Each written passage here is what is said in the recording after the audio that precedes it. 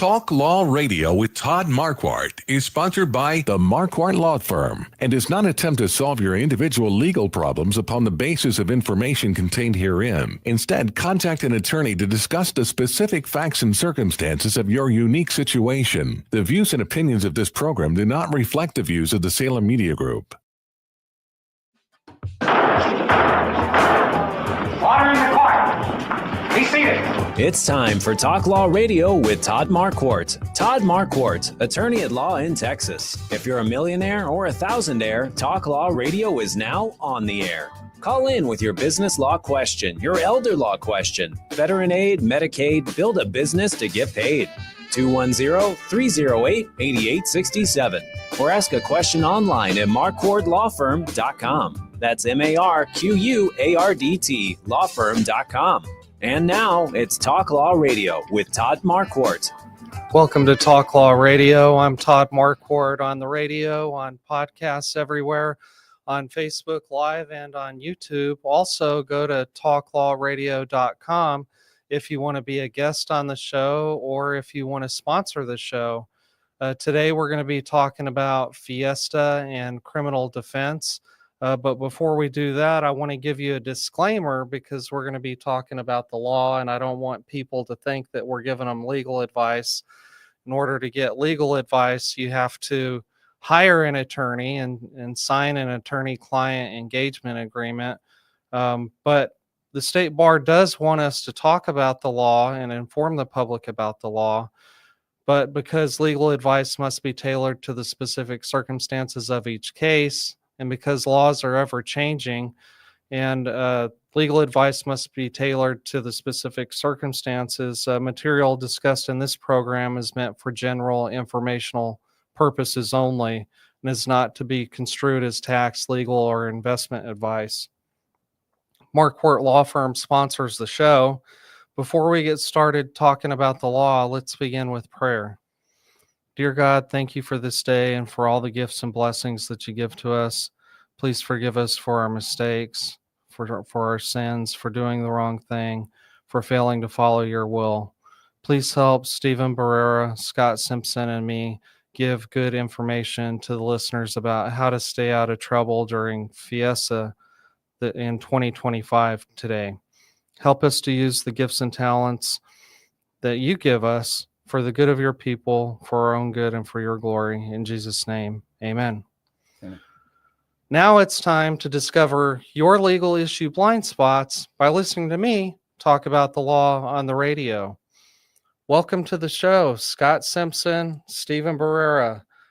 Scott, since you're over there on my right, tell us about your background and experience. I'll be happy to. I'm originally from New Jersey, but I've lived here since 1984. I went to law school later in life. I was 32 years old when I went to law school. Went to law school specifically to be a prosecutor. Was a prosecutor under Steve Hilbig and Susan Reed, then went out into private practice. Was in private practice for a while, and then when Nico LaHood became DA, he asked me to come back and head up his child victim unit. So I did that, and then I retired when he lost. Did some prosecuting in Medina County, and then I recently started with Brick Criminal Defense, and I'm enjoying the heck out of it, and it started with them March 1st. Oh, great. Okay, Stephen, tell us about you. So I grew up in a very small town, Lavernia, Texas, and my father was an attorney, so that gave me a little bit of perspective and understanding what I was getting into when I decided to go into the law. Really? My kids don't want to be an attorney. My father tried to talk me out of it. But I saw what he did, and I saw the interactions that he had with his clients and with other attorneys at the courthouse, and it just seemed like something that would suit my personality. So I got into the practice, and I started with a small town practice. And then at some point, good friend of mine, Chris Cavazos, was leaving his position as a prosecutor, and we decided to start this firm, Brick Criminal Defense. And recently we've been lucky in that we've been able to bring Scott aboard, which is a blessing for us because we've always admired Scott. He has a great reputation, and he kind of carries himself in his practice in the, in accordance with our philosophy, which is you're looking out for the person that you're representing, and you're trying to get them through this complex situation and put them in a better position than maybe they were when they came to you. Yeah. So we've been fortunate in that regard to have them with us. Scott, why don't you say more about your experience? Because before the show started, we were talking about murder, and I had no idea that you had so much experience with that. Well, so I've had hundreds of trials. A lot of my trials have been cases where they're child victim cases, where something's happened between a stepdad or an uncle. I've done a lot of. I used to teach other prosecutors around the state about how to handle baby deaths. We have a high teen pregnancy rate here in San Antonio. When you have a high teen pregnancy rate, that leads to more baby deaths, and those are very hard cases to prosecute. That's awful. These are different. I used to say that I had a full head of hair before I started doing that work, right? But you can't. I mean, I know some people say, well, that's depressing, but it's not depressing because you could sit there and try to bring some sense of closure and peace to someone. It's justice too. It's never. So say somebody was molested by their father. If you send them off to prison, it's not a happy situation for the child or myself either. It's not something to celebrate because they still cared for that person too. Yeah. So these are not situations where you look and you're gleeful that you sent someone off to prison. It had to be done, and it's the right thing to do. But we're all people here. One of the things as a defense attorney, sometimes I get clients who come to me and they feel like that they'll never amount to anything. Like, I'm just terrible. And I always tell them about, the person who did the most to spread Christianity across the world was Paul, but he was killing Christians before his conversion. True. That's true. So everybody's redeemable. And so when people say to us, well, how can you represent people who are guilty? Because they're entitled to be treated fairly too. I'm so glad you said that. That's a great insight. Stephen, tell us about Brick Defense. It's more than murder, right? There's probably other crimes that are more likely to be defended than those. Absolutely. So we have 6 attorneys at Brick Criminal Defense. All we practice is criminal defense. Okay, so we don't handle any other type of case. As my partner Chris likes to say, if somebody came to us with a multi-million-dollar personal injury case, we would have to refer it out, because that's not what we do. We focus on criminal defense, and that's what we're good at. We do certainly handle cases like murder, but a lot of the cases that we come across are just people who are well-intended and just happen to find themselves on the wrong side of the law, right? Maybe they went out to celebrate an event and they had a little too much to drink. Maybe, they got into an argument with somebody that turned physical. But a lot of these people, they're not criminals as we think of them. They're just people who made a mistake or had a bad day. And our goal is to put them back into the position that maybe they were in prior to this incident in their lives. Where does the case begin? When somebody calls, is it they're calling from jail, or you get a referral from a bail bondsman?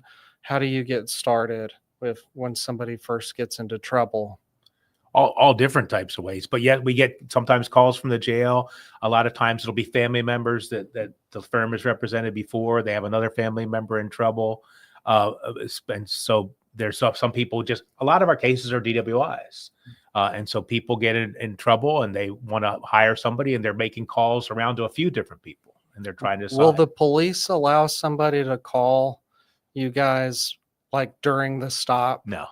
I've only had that happen once, and it's because the guy was going to be taken into custody because they were saying he had not taken care of a ticket, and there was a warrant, and he had. And he said, can you call my lawyer?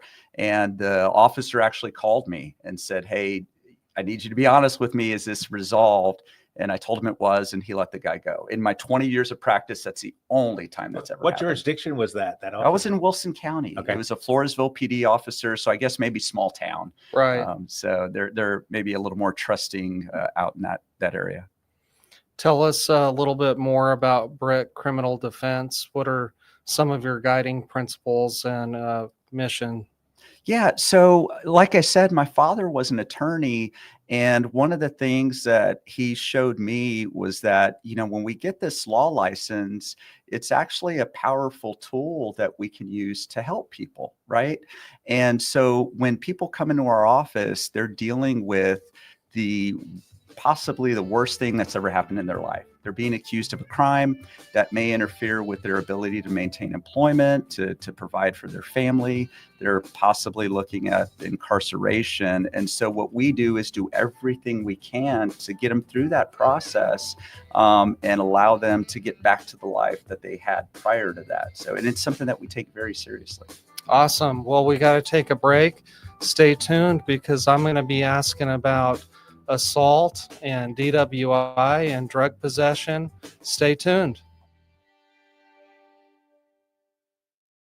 Don't wait until it's too late. Spring is here and it's the perfect time to review and update your last will or living trust. Have you recently moved, have changes in your health, or had a change in your family? If so, your current documents may be outdated and ineffective. Don't risk your wishes not being protected. At Marquardt Law Firm, our experienced attorneys can help you update your documents and ensure your future is secure. Call today at 210-530-4278. That's 210-530-4278 or visit marquardtlawfirm.com. 9:30 a.m. The Answer. Welcome to Talk Law Radio. I'm Todd Marquardt on the radio, on Facebook Live, on YouTube, and on talklawradio.com. If you're watching live on Facebook right now, you can post a question in the comments area, and I should be able to see it during the show. If you have questions about how to hire a criminal defense attorney, how to stay out of trouble, how to stay safe during Fiesta. The reason I wanted to have you guys on the show is because it's Fiesta, and with Fiesta, there's a lot of drinking of alcohol, and people's judgment gets impaired and they get in trouble. And so we want to let people know ahead of time before they go downtown what are some things that they should do to stay out of trouble. What do you see are some of the most troubling things that people get in trouble for? Well, obviously during Fiesta, everybody's out to have a good time, right? And sometimes along with that comes imbibing in alcohol, okay? We're fortunate nowadays in that we have apps like Uber and Lyft. And so if you know that you're going to be out, you're going to be having a good time, and you're going to be drinking, there's nothing wrong with that. But you don't want to put yourself and others in a dangerous situation by getting behind the wheel of a vehicle when you're intoxicated. Now, here's the thing. People aren't very good judges of whether or not they are intoxicated, right? You can get somebody who says, hey, I feel fine. I always drink this much. But that's not how we define intoxication under the law. It's the loss of physical or mental faculties due to the ingestion of some substance, usually alcohol, right? So people shouldn't use themselves as the barometer of, hey, I'm intoxicated. Mm-hmm. If you're drinking at all, you should, try to utilize Lyft or Uber or have somebody drive you around. That way you can avoid that situation with the DWI. Also, there's not going to be much parking, right? And they're going to close some of the streets. Yeah, that's what, not to mention the fact that it's just more convenient. Now, you do have to be careful of the surge prices during Fiesta because the prices do surge up, but it's way less expensive than paying an attorney to cover your DWI. Well, I'm glad you said that because I have a question about that. San Antonio Police Chief William McManus said last year, San Antonio Police Department arrested 139 people for DWI during Fiesta. What are the consequences for DWI? Why should people get a designated driver? Well, so it's going to cost a lot of money. Okay. First of all, you're going to get your license suspended. It depends on whether you agree to blow or not blow, but either way, you're going to get your license suspended at some point, which means you're going to have to get an occupational driver's license, which costs money. Now the legislature has passed these super fines for DWIs. So you have to pay $2,000 to $3,000 in super fines, not to mention the court costs and the fine you have to pay if you get probation.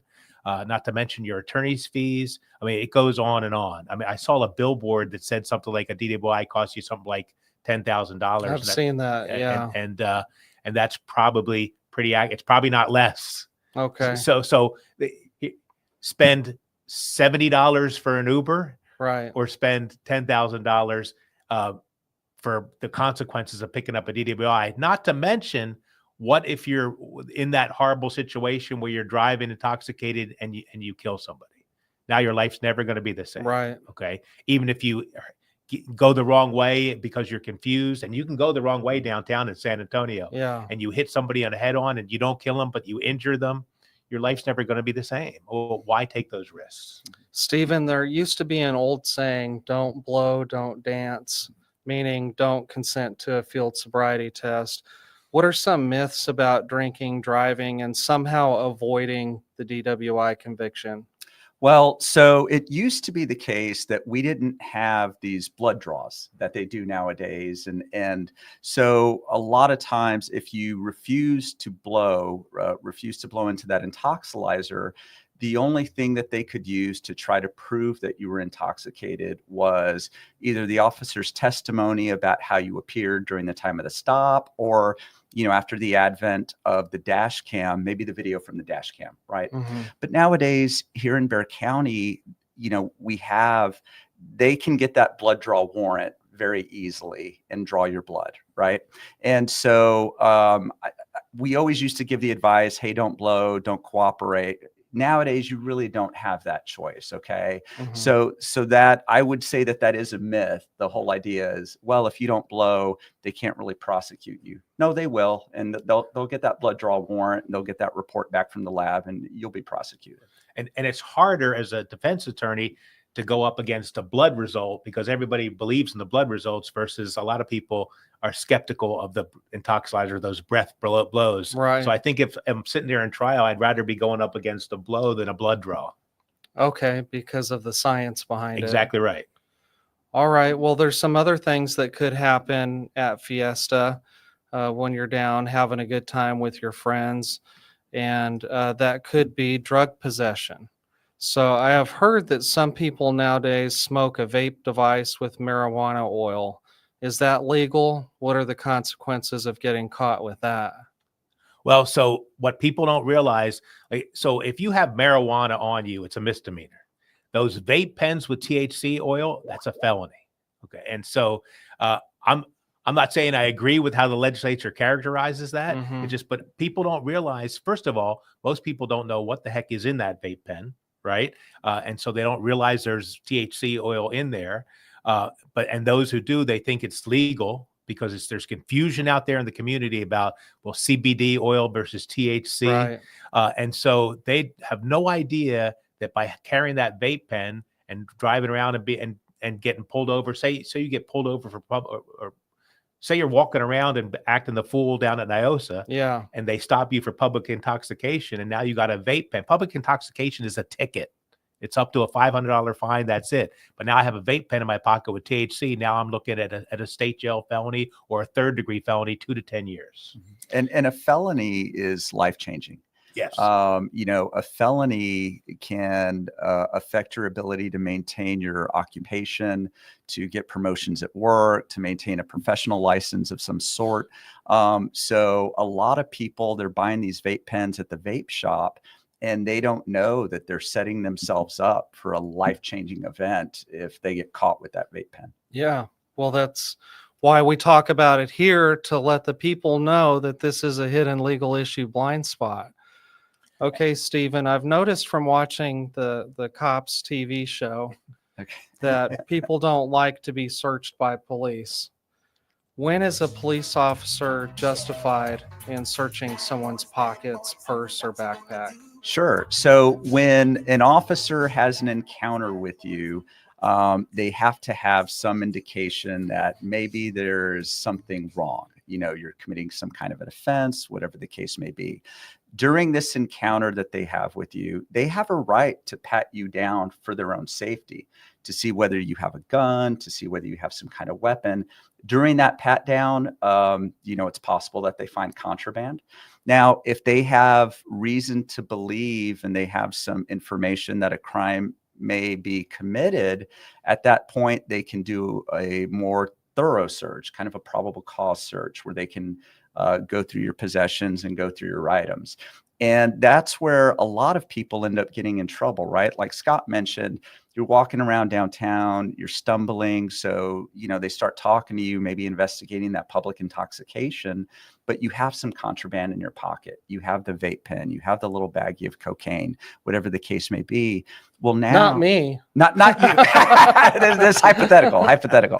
But now, by committing that Class C misdemeanor ticket offense, you've allowed that officer to perform a search that's going to get you in trouble for a much more serious offense. Okay, and how about those people that, because of their intoxication, get upset that they're being bothered by the police? Are there situations where something can go from bad to worse? Yeah, and so if you feel like the search isn't justified, you still have to comply with the police then. We'll be able to get, if the search isn't justified, we'll be able to deal with that in court. But the police officer isn't going to take your opinion as to whether the search is justified or not. Mhm. And then it's going to escalate to a resisting. They're going to do what they're going to do. If it's unlawful, we'll take care of it. Call us up and we'll deal with it. Okay. But don't sit there and think that you're going to keep that police officer from doing what he thinks he's justified in doing. That's not going to work out well for you. And if it rises to the level that it goes from resisting to assault on a public servant, now another 3rd-degree felony, looking at 2 to 10. And so where does it cross the line to assault? Are you just not supposed to touch the officer, or? So an assault has to be, I'm sorry. Go ahead. With using causes bodily injury. So if I'm just pulling away from the officer or I push the officer, that's a resisting. Don't do that. I'm responding to your question. But once if he's trying to control me and I kick at him or swing at him and connect, that's going to be an assault on a peace officer. And even a threat. If you're making some kind of threat against that officer, like, hey, if I ever see you out in the street, or I'm going to find you, or that's a felony. That's a 2nd degree. That's retaliation. Really? Yeah. And so that makes it worse. And we do get those cases. Some officers use their discretion.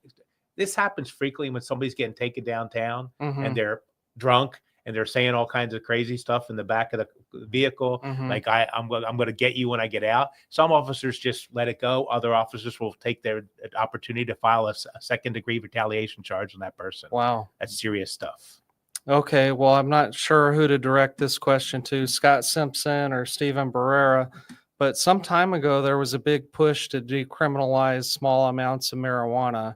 What is the current law about possession of marijuana? What are the consequences of having it? Well, Scott's prosecuted these cases most recently, so he's probably best to address this. Well, so the law in Texas is it's all illegal. Okay, and there was a time where there was some movement afoot between the far left and the far right combined together to try to legalize it, and we thought that maybe there was going to be some movement. But right now in the legislative session, I'm being told that they're moving the opposite direction. They're making hemp illegal to eliminate the question about whether this is really THC or not. So for the community out there, marijuana is just illegal in the state of Texas. Marijuana's bad, okay?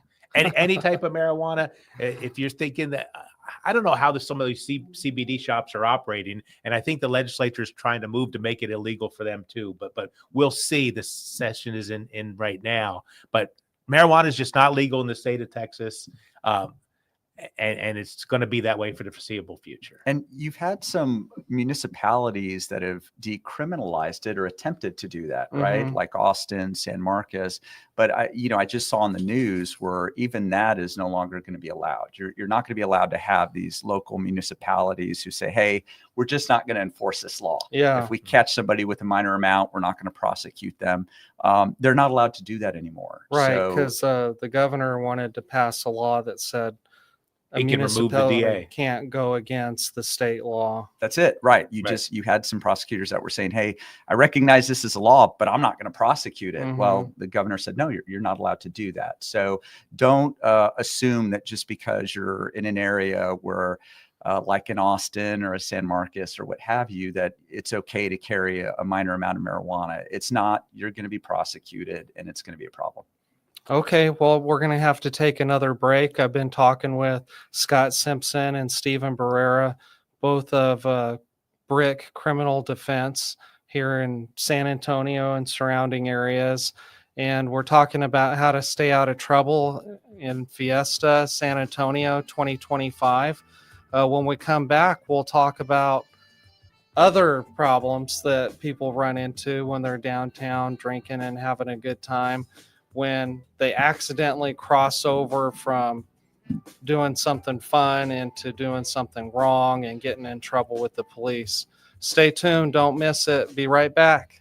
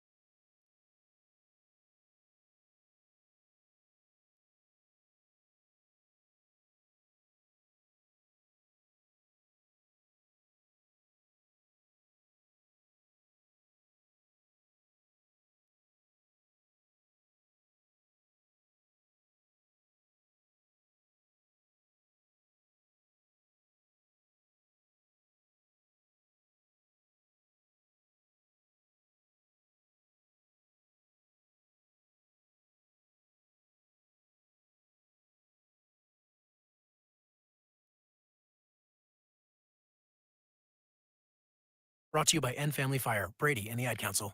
Talk Law Radio with Todd Marquardt is sponsored by the Marquardt Law Firm and does not attempt to solve your individual legal problems upon the basis of information contained herein. Instead, contact an attorney to discuss the specific facts and circumstances of your unique situation. The views and opinions of this program do not reflect the views of the Salem Media Group. Welcome back to Talk Law Radio. I'm Todd Marquardt, on the radio, on Facebook, on YouTube, on podcasts everywhere, and on talklawradio.com. We're talking to Scott Simpson and Stephen Barrera, both attorneys with Brick Criminal Defense. That's BRCK Criminal Defense. If you're in trouble, reach out to them. But this is our third segment. It's the Sinners and Saints segment. I'm a lover, I'm a child, I'm a So you might remember the Meredith Brooks song. You remember what year that was? Sometime in the 90s, Yeah, right? I mean, I'm a Generation X, grunge kid. So that was sometime in the 90s. 1997. 97. There you go. I like this song because, like I was telling you before the show, I like to talk about the law and the gospel. So I appreciate you bringing up Paul. He was Saul, and then he was redeemed as Paul. And so for this segment, I like to talk about a sinner in the news or a saint in the news. But the question I wanted to ask before we get back to how to stay out of trouble is, have you ever heard of somebody who got arrested, pled no contest, or was convicted and changed their habits and circumstances where you could clearly see that they changed from sinner to saint? All the time. I mean, so we have our share of people who have committed serious crimes, but have never had criminal history before. But all of a sudden, they went down the path. A lot of time, meth is a terrible. All drugs are bad, but meth really. The people we know who have gotten into meth, just their life has spiraled out of control, and it's led to them doing terrible things. And then once they realize, you cross a Rubicon to some extent, and I can't do this with my life anymore. And we've been able to help them so that they've turned their lives around, and we see it constantly, almost on a weekly basis. That must be really satisfying. It is. I had a young man that I represented years ago who was in the grips of drug addiction. And as we were going through his case, he was going to rehab, and he started, residing in a sober living house. And you see that from time to time, while a case is pending, somebody's going to do whatever they can to help with their case. Right. And so, and I don't view it cynically or anyway, I just view it for what it is. But then the case was over, and he friend requested me on Facebook. And, and ordinarily I don't accept a friend request from a client, but there was something about him and his character where I thought, I would like to kind of see where his life goes. And since that time, and it must be 6-7 years now, he's continued that. He's continued helping out at sober living centers. He's continued helping other people who are dealing with addiction issues. And so he took that incident in his life and he used that in order to improve other people's lives. And it's been very heartwarming and encouraging to see somebody who was in the middle of that and used it as a positive thing. Great. So you were a prosecutor for a long time. I've got about 21 years total as prosecutor. Yeah. That's a long time. And you wanted to talk about the difference between prosecutorial discretion and like flat out refusing to follow the law. Right. So I want to make it clear.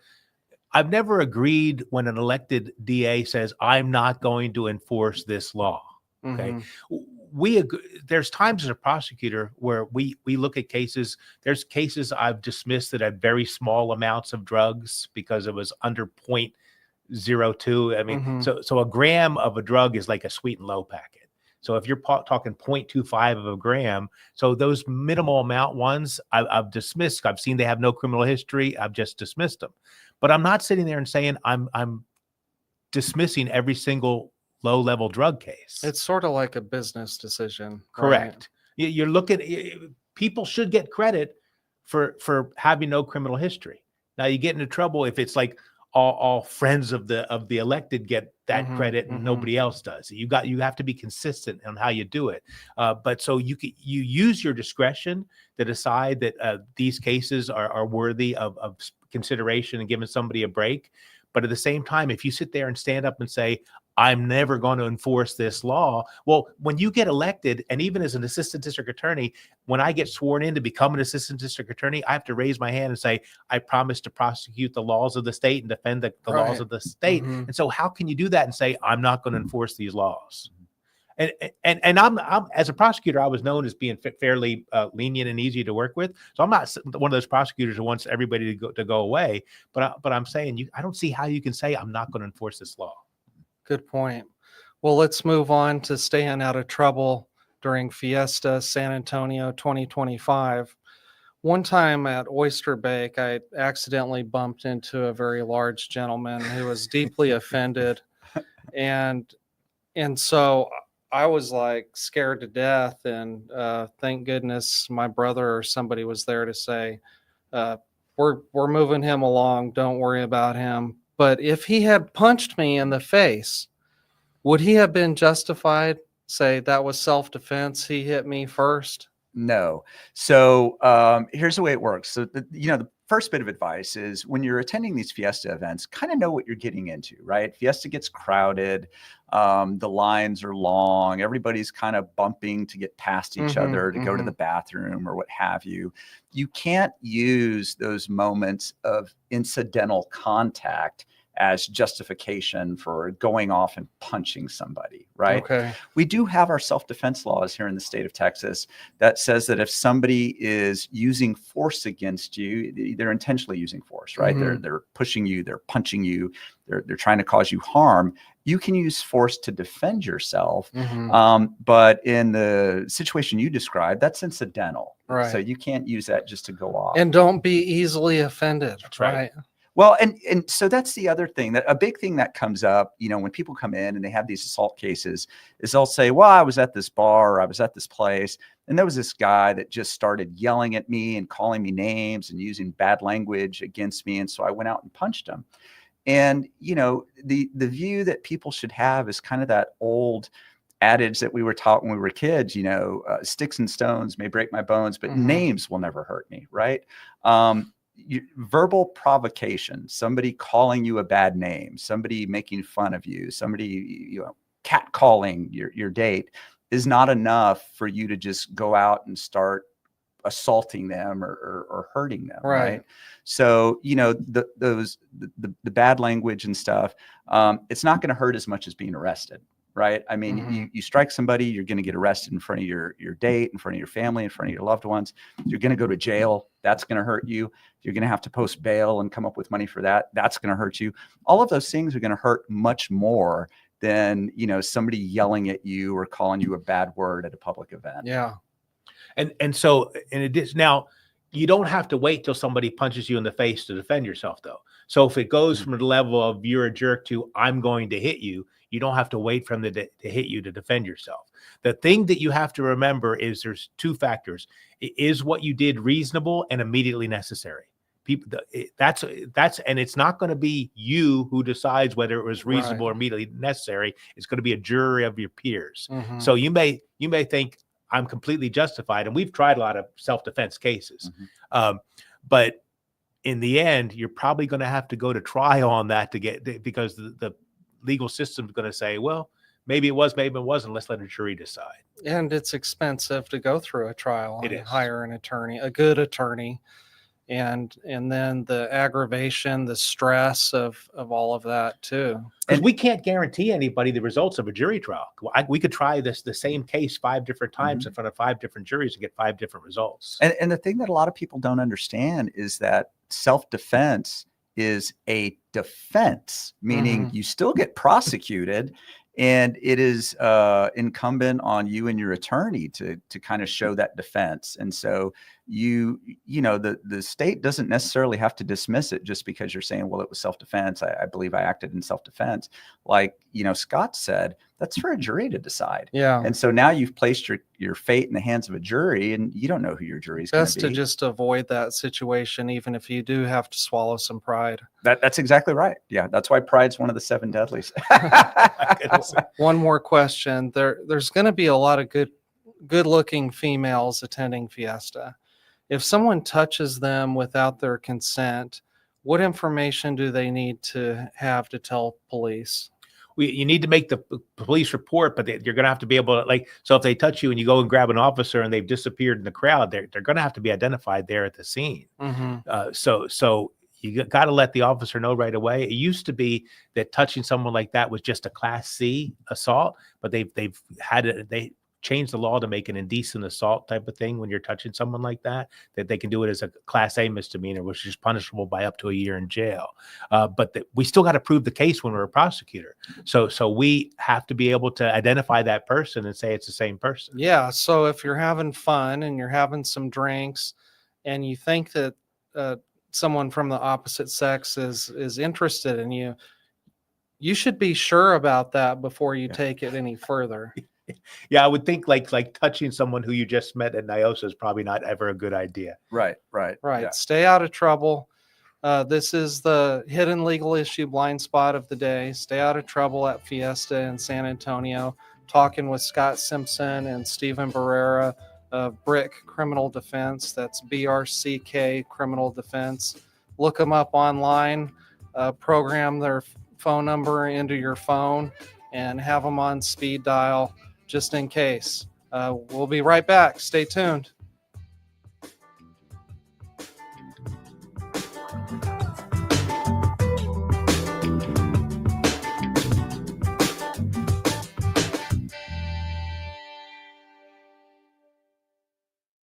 Don't wait until it's too late. Spring is here and it's the perfect time to review and update your last will or living trust. Have you recently moved, have changes in your health, or had a change in your family? If so, your current documents may be outdated and ineffective. Don't risk your wishes not being protected. At Marquardt Law Firm, our experienced attorneys can help you update your documents and ensure your future is secure. Call today at 210-530-4278. That's 210-530-4278 or visit marquardtlawfirm.com. 9:30 a.m.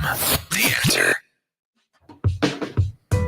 Welcome back to Talk Law Radio. I'm Todd Marquardt, talking with Stephen Barrera, Scott Simpson with BRIC Criminal Defense. That's BRCK Criminal Defense. And we've been discussing how to stay out of trouble during Fiesta in San Antonio. This is our fourth segment. This is our legacy segment. And now it's time for the Talk Law Radio Legacy Spotlight. What's your legacy? Sponsored by Marquardt Law Firm. Yeah, so Marquardt Law Firm sponsors the show, and we focus on business and estate law, including last wills, living trusts, and tax-protected inheritance plans.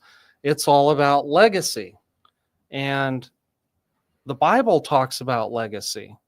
In the book of Genesis, chapter 48, verse 15 shows an example of Jacob's legacy for Joseph.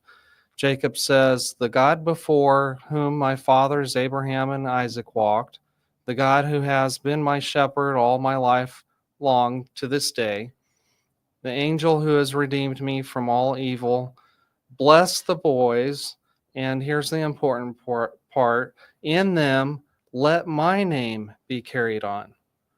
And so I never really highlighted that before. Let my name be carried on, but that's our legacy.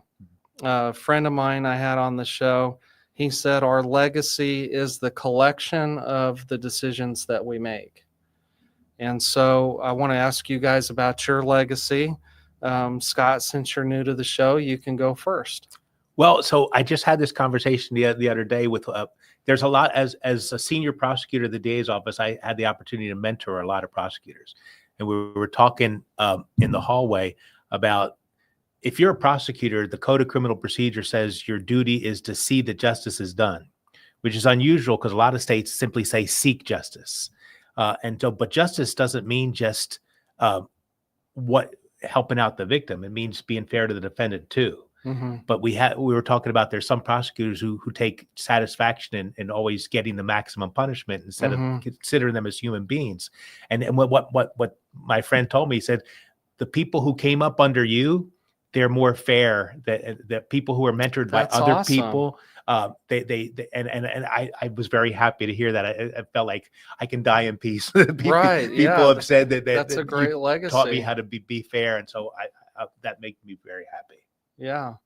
Stephen, what about you? I don't remember what you said last time when we were talking about Halloween. Sure. So, hopefully a big part of my legacy, are these lessons that I learned from my father. Like I said, my father was an attorney, and he always viewed his clients as real people. And I know that, sounds obvious, but you know how this is. We are in the same industry. There are certainly attorneys out there who are just happy to take someone's money and may not really care about the actual person that they're doing the work for, right? I mean, so my father was very big on that, on seeing his clients as people with real problems, and he wanted to use his law license to help them. And so I hope my legacy is that there are people out there who say, I came to Steve with this issue. I was being accused of a terrible crime, and he saw me as a person. Like he understood that I wasn't defined by maybe this one thing, or I wasn't defined by this accusation against me. And he treated me with respect, because I mean, like Scott says, it's all about, seeing, the people that go through not just the criminal justice system, but just the law in general, like you and your partner Daniel do, as real people who have real problems, and we need to give them that respect and that dignity. Yeah, and it's confusing, for lay people to begin with. Absolutely. So they need a guide, whether they did it or not. And that's, part of our title, in addition to being an attorney, is being a counselor. And our job is to give people information so that they can make decisions that are best for them and their family. Right. And I officed with his father when I first came out of the DA's office. I'm older. I'm 64. And everybody loved his dad. And he carries on the tradition of being kind and pleasant to everybody that his dad had to. That's awesome. Yeah.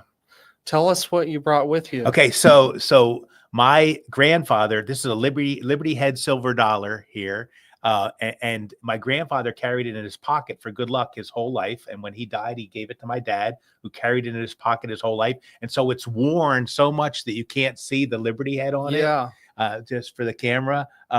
And so I don't carry it in my pocket like they did.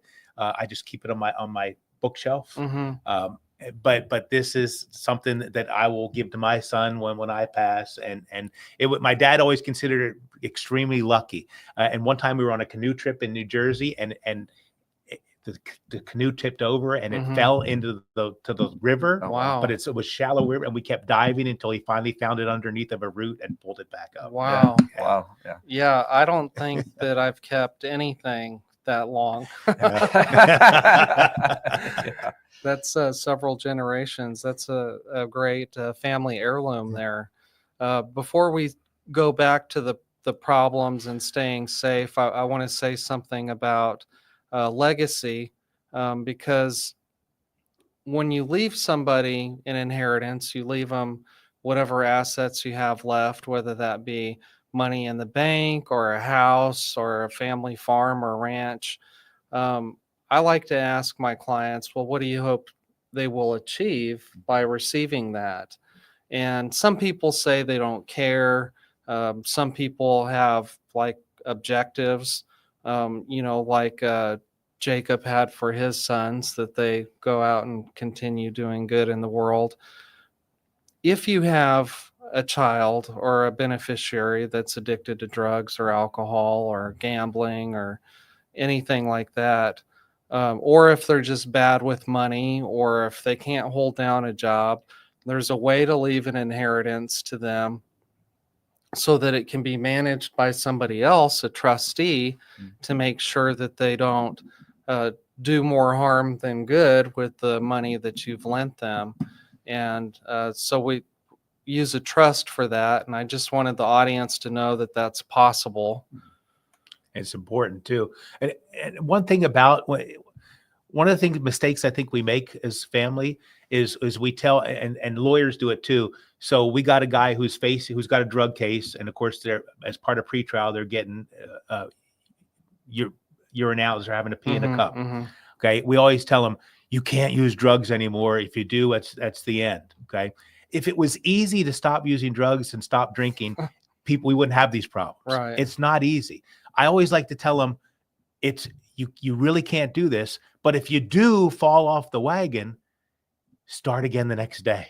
Because we tell them all the time as attorneys and family, you can't ever do this again. If you do it, you ruin your life. When they do fall, they have a bad day and they do it once, they give up and they say, oh, I'm just worthless, I can't do it. Instead of, because that's what we've ingrained in them. We got to Yeah. tell them it's going to be hard, and you may fall down one day. You get back up and start again the next day. Yeah, I love that, and plus your comment in the first or second segment when you said that everybody's redeemable.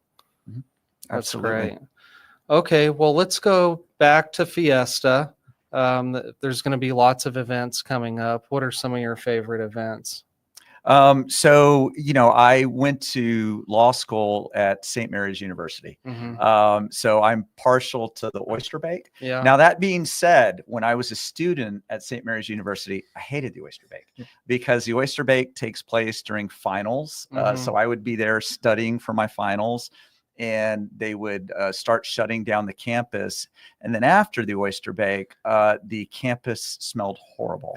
It just smelled like rotted oysters and spilled beer and what have you. See, he was the nerd who was studying by the wrong party. Yeah, right. There you go. So, but I've always been partial to the oyster bake, and my father was a musician in addition to being an attorney. And so oyster bake's always been cool for me because he played some of the stages at Oyster Bake with his band. And so that's always been near and dear to my heart. That's fun. How about you? I go to Niosa every single year. I get there when the gates open, and I make sure to get out early. When we talk about not getting in trouble, the later the night is, the more trouble is going to find you. So get in early, have your fun, and get out before it gets crazy. Especially if you bring your kids. Exactly. I suggest leaving before dark, because that's like when the switch happens, when all the heavy drinkers start showing up. Right. Well, and for Scott, that's probably when a lot of people that he prosecuted start coming out. I've had people come up to me and say, "Hey, you were my prosecutor," and they say, "But you treated me fairly, thank you." So I've never had anybody give me grief. So that's the legacy. There you go. Yeah, but so please don't get sloppy drunk out there, because you get in trouble when you're not aware of your surroundings. And nobody, and if you're always the guy of your friend group that they have to take care of because you're sloppy drunk, all of a sudden your friends aren't going to be going out with you anymore. Yeah. And to go along with that, I would say if you're walking around, don't be looking at your phone because you might bump into somebody, you might cause somebody to spill their drink, or you might be the subject of a criminal attack. That's exactly right. Yeah, it's staring at your phone, not being aware of your surroundings, and next thing you know, you're being pickpocketed, or somebody comes up and hits you, or whatever the case may be. Again, it's the idea that when you're going to these Fiesta events, you need to understand what you're going into. You're going into a very crowded place, and by and large, we have this conversation. San Antonio, we have good people in the city. Our city is very laid back. People are here to have a good time and enjoy themselves, and so you just have to be aware of those few people. There are going to be some criminals down there. There are going to be people who are not reasonable. They are there with short tempers and nothing to lose, and they have they won't hesitate to ruin your day. And they know that you've got money. There you are. To spend on the food vendors and the drink vendors. And so they're going to be trying to figure out a way to get it from you. Absolutely. Absolutely. Don't carry cash. They take your charge card to get the tickets at Niosa and St. Mary's now, so you don't have to have cash anymore. Okay. Yeah, that's a good thing. What are some other ways to stay safe? If I always advocate when people are going to Fiesta, try to go with, maybe a group of people, right? I mean, if you're with a group of people, one, not only are you a little less likely to be hit with just a random act, because you have other people kind of looking out for you. Right. There's safety in numbers. And then if you're with a group, maybe if you are a little too intoxicated, somebody else from that group can drive you or arrange for the Uber or whatever it is. So if it's possible, try not to go alone or just you and your spouse. Try to go with a group. Let me give you 1 minute to say something about BRIC Criminal Defense. Sure. So 210-874-5080, BRIC Criminal Defense. All we do is we represent people who have been accused of crimes, and we use our knowledge to try to get them through that situation and put them back to go on with their normal lives. Thank you guys for joining me today. It's a pleasure. I appreciate it, Todd. Thank you so much. We've been talking about the hidden legal issue blind spots of Fiesta and criminal defense, staying out of trouble and staying safe. I'm Todd Marquardt. I'll talk to you later.